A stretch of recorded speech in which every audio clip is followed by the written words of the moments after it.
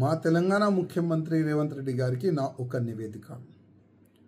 ఇవాళ యావత్ భారతదేశంలో ఒక మంచి వాతావరణం ఉన్నది. పహల్గాంలో మన హిందువులని టార్గెట్ చేసి చంపిన ఆ టెర్రరిస్టుల అడ్డలపైన మన భారత సైన్యం బాంబు దాడి చేసి దాదాపు టెర్రరిస్టుల్ని చంపేసినారు. అక్కడ దాదాపు ఒక 90 to 100 మెంబర్స్ టెర్రరిస్టులు చనిపోయినారని న్యూస్లో అయితే వస్తున్నది.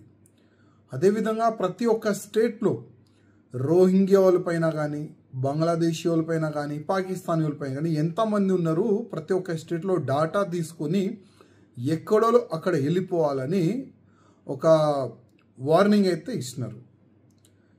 దాదాపు చాలా వరకు పాకిస్తాన్ వెళ్ళిపోయినారు. కానీ మన తెలంగాణలో రోహింగ్యా, బంగ్లాదేశీ ఇంకా పాకిస్తానీయులు కూడా ఉండొచ్చు ఓల్డ్ సిటీలో. కొంతమంది రాజకీయ నేతలు ఉన్నారు, ఇవాళ భారతదేశం జిందాబాద్ అని చెప్తున్నారు. కానీ వాళ్ళే ఓట్ బ్యాంక్గా వాళ్ళకి వాడుకుంటున్నారు. 15 to 20,000 రోహింగ్యా, బంగ్లాదేశీయులు ఓల్డ్ సిటీలో హైదరాబాద్ పార్లమెంట్లో దాచుకొని ఉన్నారు.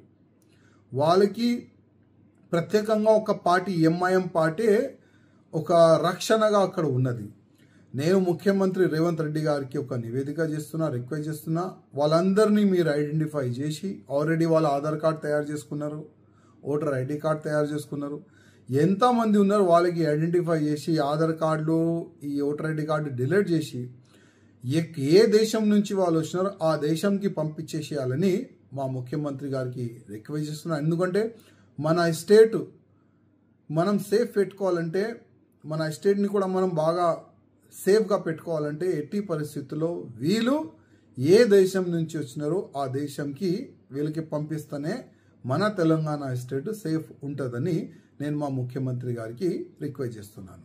ప్రపంచంలో ఏ మూల ఏ క్షణం ఏం జరుగుతుందో వేగంగా తెలుసుకోవడానికి తొలి వెలుగు వాట్సాప్ ఛానల్ని ఫాలో చేయండి.